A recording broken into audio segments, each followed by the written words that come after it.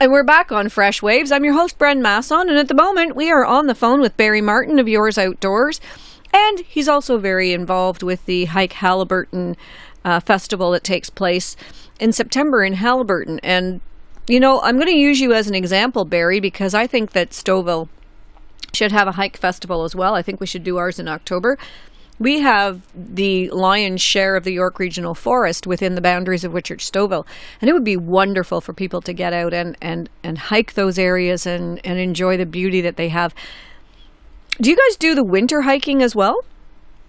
Oh, it's interesting you should say that, because the hiking festival that you mentioned that we have up here, we're in our 17th year, but this year we've decided that we're going to do the winter edition of the Hike Haliburton Festival, which will be on snowshoes. So it'll be happening in February. So, we're looking forward to doing that hiking thing in the wintertime. I love my snowshoeing time in the wintertime. It's great. It's a little different. You know, you have to have some more safety rules in place, but it's wonderful in its own right. And the hikes that we offer are all led by really talented, qualified, knowledgeable hike leaders, and we offer hikes and snowshoe walks for all ages and abilities, and they're often themed in some way. So we're quite excited. You know, we've been very successful with our September festival, and that's inspired us to try this winter thing as well. So where did they go with the hike and paddle thing in September for the festival? Well, we're actually doing the route that we mentioned, that we talked about earlier. We're doing from Bernard up to High Falls. There's one of those offered. There's another one offered north of Minden, between Minden and Dorset, what the old Frost Center area it's called, and just west of that area there's a nice string of 5 lakes there that you can do it in about 6 hours. So it's a nice paddling and some portages. I think there's 6 portages, but none of them are very long. So that's where we're going to be doing our paddle and hike. That's really fun. And in the summertime, do you have, when you do the paddling for 6 hours, that's the one you're talking about from the Frost Center. But when you go on your overnight, where do you go?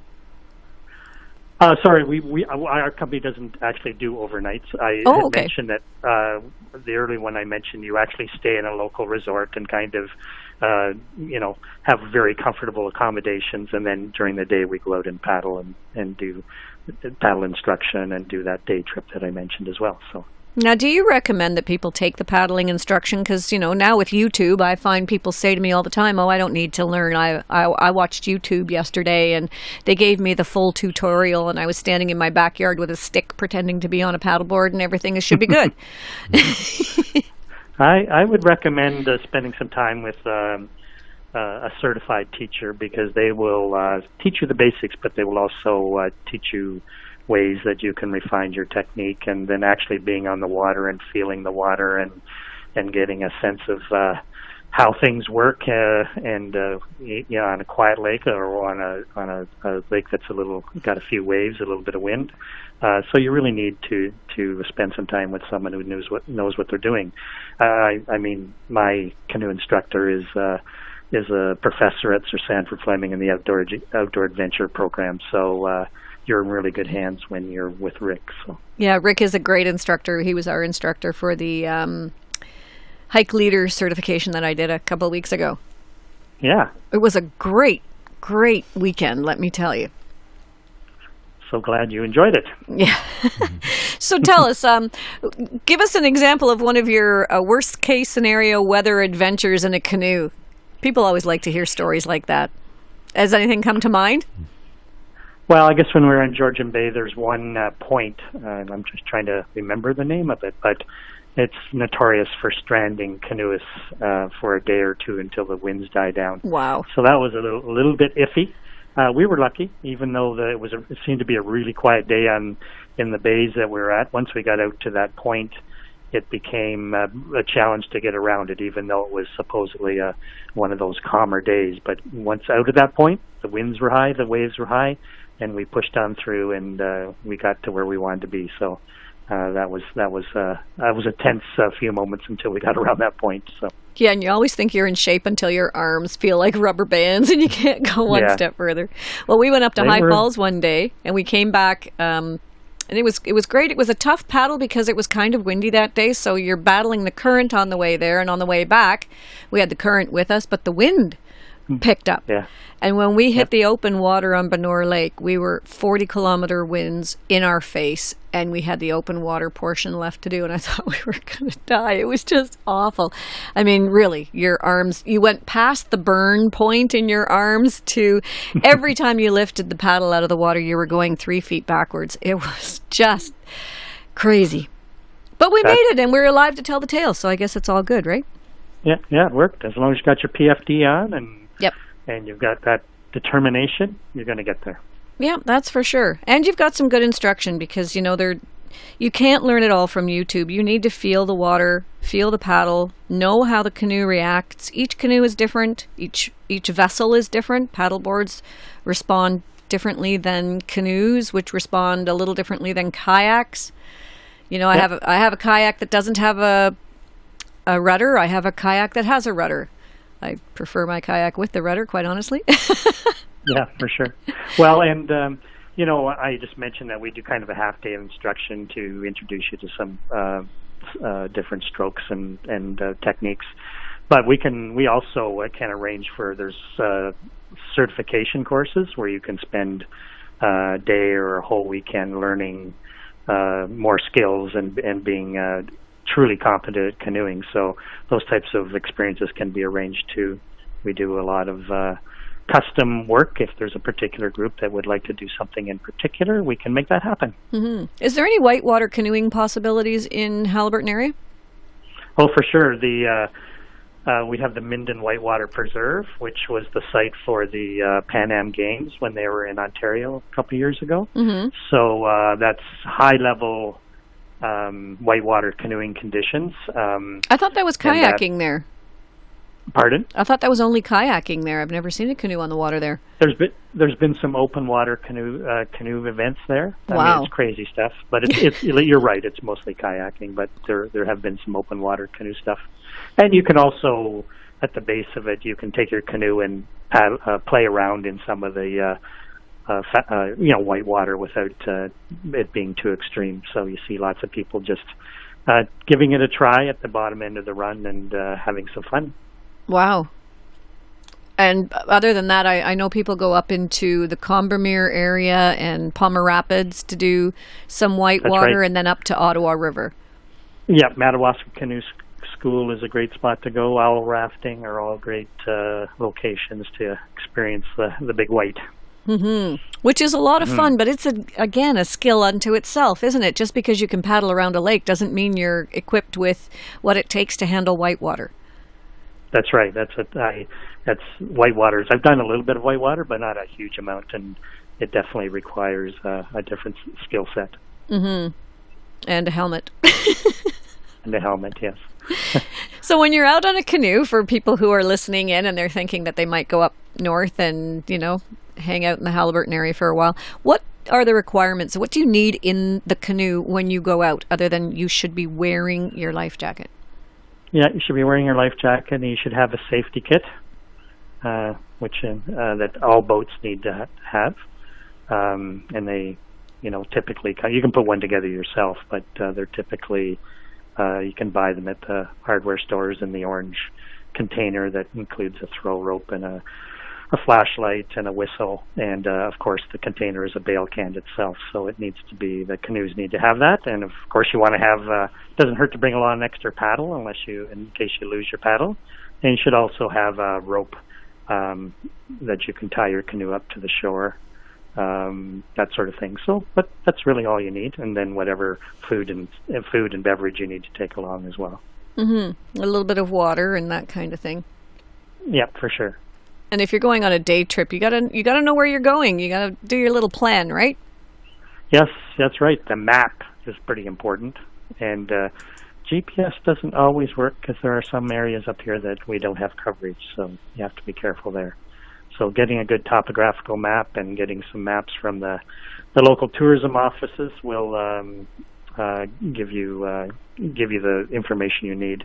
There's actually a really good place to paddle up here. It's called the Haliburton Highlands Water Trails, and it's up at that location I mentioned earlier between Dorset and Carnarvon, and they've got an office there, and you can go online and reserve your campsites, and they've got canoe rentals there. So it's called the Haliburton Highlands Water Trails, and if you search that online, you'll get some good maps, and you'll get some information as to what the canoeing opportunities are. Okay, now is that Crown land?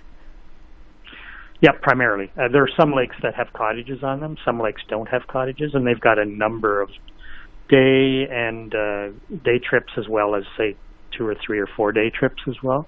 And what's nice about it, which is different than Algonquin, when you rent a campsite in Algonquin, they give you a lake, and it's sort of first come, first serve as to who gets what campsite. But actually, the system through the Haliburton Highlands Water Trails, you're actually booking a specific campsite, so that if you're a little late getting to the campsite, you'll definitely have that campsite. There won't be anybody else who's taken that campsite. So it's really beneficial to be able to reserve a specific campsite, and then you can go online and beforehand and look at the campsite and the size and the dimensions and some pictures as to what it looks like. So it really is a useful trip planning tool to do that. So that sounds great. I would recommend that. Yeah. It's not total wilderness. There's some cottages on some of the lakes, but there are some lakes without cottages. So it's a semi-wilderness type of experience, but it's really well organized. The signs are great. The campsites are really well maintained. It's a great canoeing experience. Okay. Now, would your organization provide guides for people who are new to canoeing or just getting back to canoeing after 25 years off? Yes, that's correct. We do provide guided experiences. I mentioned the half-day canoe like a Canadian, and then the full-day Path of the Paddle are the trips that we do most often. We have one coming up this Saturday where we have a few people going out. So yeah, that's one thing my company does, is provide that level of service with good guides, and we include a lunch, and we can organize the rental canoes for you. Yeah, that sounds great. And so could you just get a guide, though, if you wanted to go into the Haliburton Highlands Water Trails, but you really didn't know where you were going and you needed a bit of guidance, could you hire somebody for a couple of days just to show you around, kind of thing? Yep, for sure. We can do that, for sure. And help with trip planning and stuff, because that's a key, right? You know, some of the places you go, you get out in Algonquin Park, and I hear people say, especially the people from Europe, it's a nice time. Oh, we're going to go canoeing, and we're starting here, and look where we're going on the map. And I said, how many days are you going? Oh, just 2 days. Really? Have you looked at the scale of the map? Yes. Yeah, 2 days. You're not getting even halfway close. A lot of country out there. Yeah, there is. And it's vast distances if you're not used to the scale of the map. Yeah, for sure. Yeah, so sometimes it's good to have a guide and an outfitter to give you the right equipment and sort of... Yeah.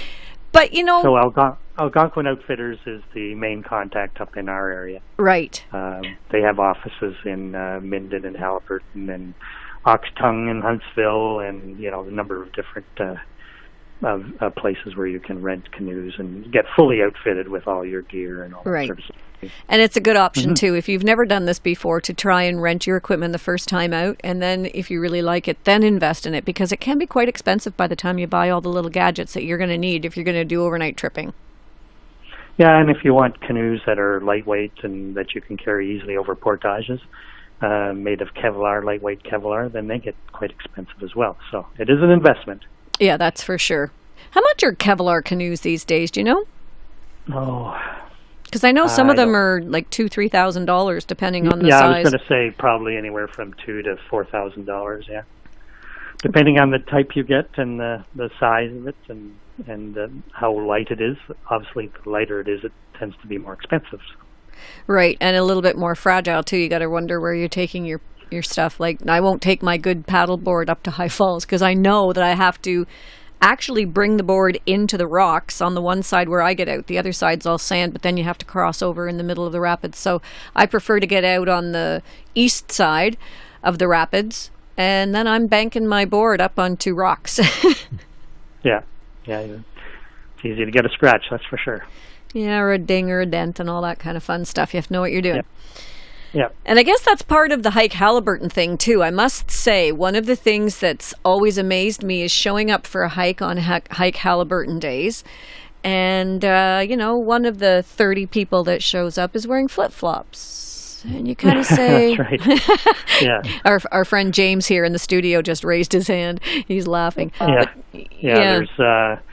We certainly encourage people, if they're going canoeing or hiking, to make sure that they're wearing the right gear, the right footwear. You want to have some insect repellent and maybe the bug net for those evenings where the mosquitoes come out. And you need to be prepared. And wearing, there's a tendency to wear the least amount of clothes that you can when on those sunny days. But if you're doing any walking across portages and stuff, it actually helps to have a long pants on and long sleeve shirt, something you can pull over your bathing suit or something, so that you can get some protection from any mosquitoes that are out there. So. Mosquitoes and branches. I take people up to High Falls, and you got to walk for a while before you get to the part where you're out in the open, and those raspberry bushes can be gnarly.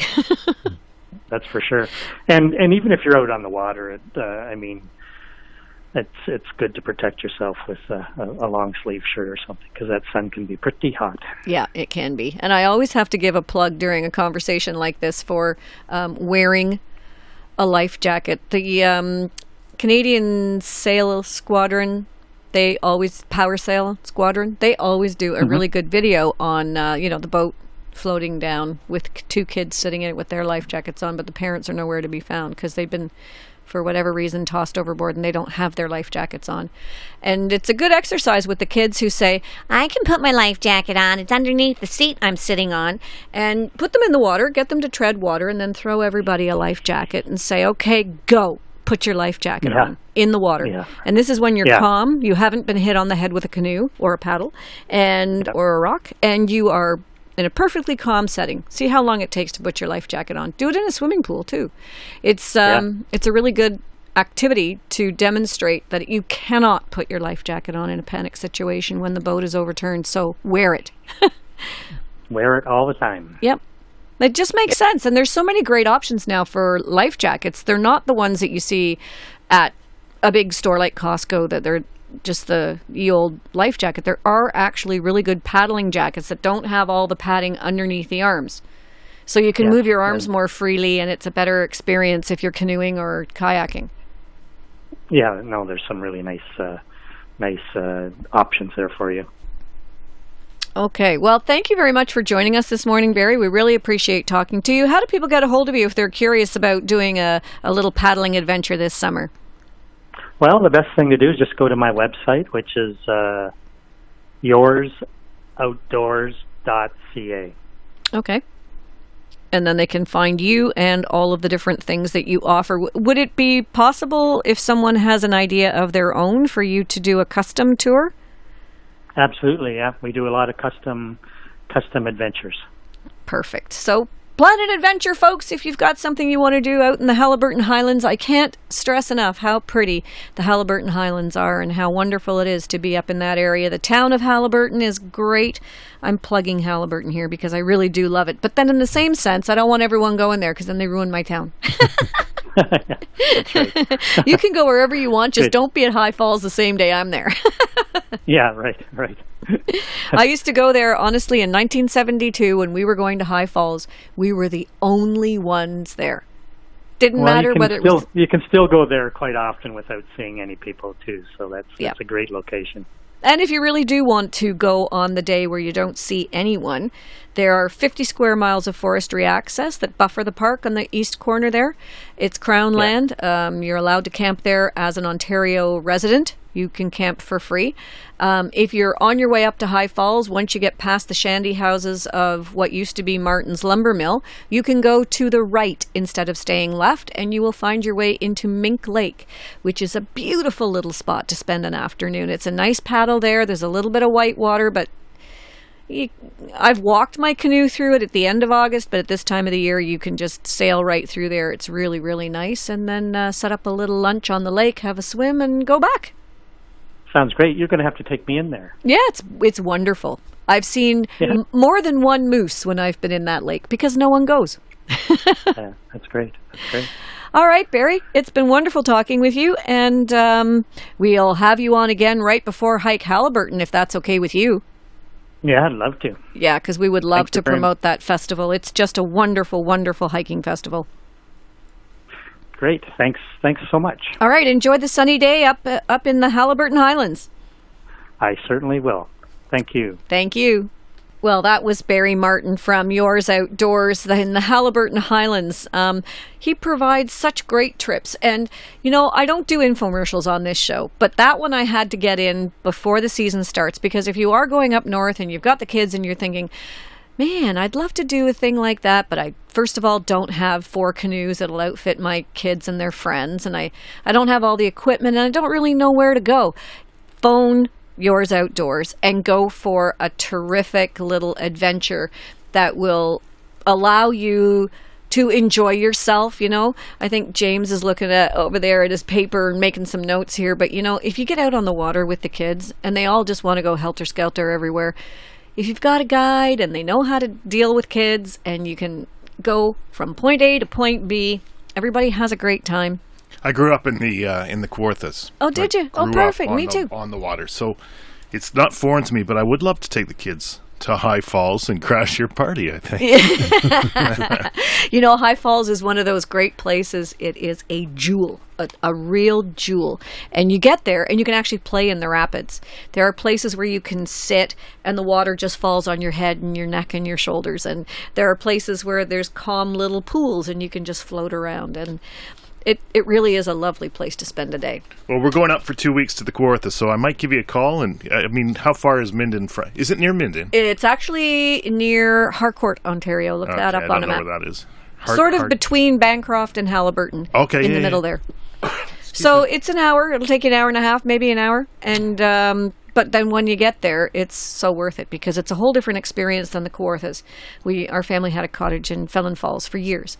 Hickory Beach. Hickory Beach. I'm not sure where that is. Yeah, we were on Balsam Lake, which is... Oh, we were on Sturgeon Lake. Sturgeon, yeah. Okay. Yeah.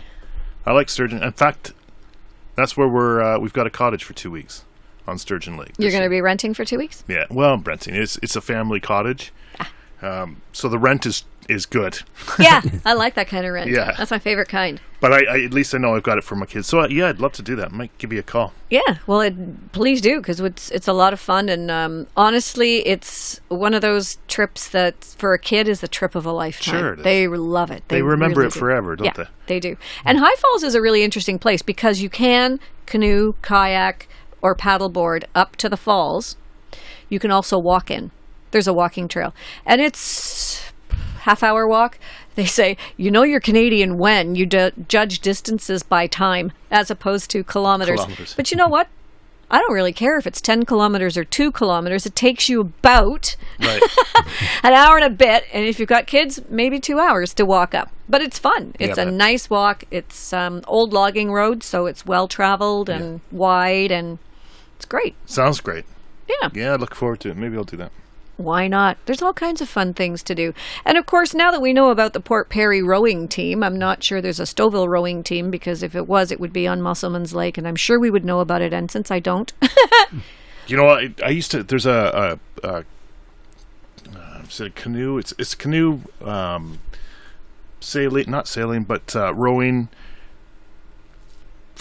It's like a club or something? Yeah, no, it's a race. I want to call it a race. I'm not sure that's the right way. But it's called the Non-Quan. It's about 20-kilometer. Wow. And I used to do that every year. In fact, I'm on the plaque there. I've come in second and third. Wow. That's good. And where's that? At Musselman's Lake? No, in Port Perry. It's, in Port Perry. It's on, what is that Lake Scumgog. Scugog, sorry. Lake Scugog. Scugog. Sorry. You're not far from Ron I there. know. Okay. So, but yeah, it's fun. Yeah, it is a lot of fun, and I think it's really fun to just do an adventure. I've been at the cottage before where we've had all the floaty devices, you know. Right. Everyone puts on their life jacket, and there's no paddles allowed. Pick your poison, whether it's the kayak, the canoe. It's an open kayak, so you can fit like 3 or 4 kids in it. Right. And we're going to the little island and back. Oh my gosh, is that ever a lot of fun when you see the kids just paddling with their hands because there's no paddles allowed? Oh my goodness. I always have the boat there ready in case anybody, falls over and gets weeds on their toes and doesn't want to swim anymore or something like that. But boy, is it ever fun. I bet. Sounds fun. Yeah, you got to do fun things like that. One more fun thing before we go. If you are at the cottage and the kids are bored and you're at a place that has a little beach, you know the beer pong balls? No, I'm not saying play beer pong with your little kids. Get the Scrabble game. It'll tell you how many letters there are, or Spill and Spell. And you take a Sharpie and you write a letter on the ping pong balls, put them in a big garbage bag, go down to the water, and you're not allowed to take anything in the water except your life jacket and what you're wearing. And you divide into 2 teams, and then you let the balls go. And everybody swims around, and of course, you know what happens when you grab for the ball, it jumps over there. Sure. So everybody grabs as many balls as they can. They're stuffing them in their life jackets and in their bathing suit pants, which is just hilarious. Then they got to get out of the water when the whistle blows and make as many words as they can on the beach with their Scrabble balls. That's creative. It is a very creative game. It occupies the kids for hours, parents, just saying. So how many of these balls actually get away from y'all? Some of them do, but you go out with a fishing net afterwards and just scoop them in. See, on our lake, it would be gone. Oh, yeah. Like some neighbor would Balsam find Lake it. Balsam, yeah. It's Big Lake. It's a bigger lake, for sure. It is. But you'd be surprised how many of them stay right where you are, especially if the wind's blowing in your direction. Yeah, sure. So it's a lot of fun. That's Something fun. to do on a sunny summer day, which we are having now. Thank goodness. About time. All righty. It's been a wonderful show. Jay Rumball, thank you for all your help behind the board. James Harlow, thank you for dropping by and helping with the phone call and that kind of thing. Yeah, thanks for having me. Cool. It's been a great morning. We'd like to thank our guest, Heather Taylor, for all of her wonderful information, and we wish her the best of luck on her endeavors. And, of course, we will have the information on our Facebook page of how to get a hold of Heather if you'd like to donate to her cause. And, of course, if you feel like doing an outdoor adventure this year with a guide and having some fun in the unexplored and beautiful Haliburton Highlands, give Yours Outdoors a call. Barrie would be happy to help you. That's it for Fresh this week. I hope everyone has a fabulous day. Be safe, be happy, have fun, and wear your life jacket. We'll see you again next time. You've been listening to Fresh Waves, a Whistle FM production. I'm your host, Bren Masson, and our technical producer is Jason Rumball. Tune in every Wednesday at 10 a.m. for Fresh Waves here on Whistle FM, 102.9 on the FM dial and whistlefm.com anywhere in the world. Fresh Waves is available on podcast too. Just go to whistlefm.ca or freshwaves.ca. We podcast all of the Fresh Waves shows so that you can listen at your leisure. Fresh Waves. It really is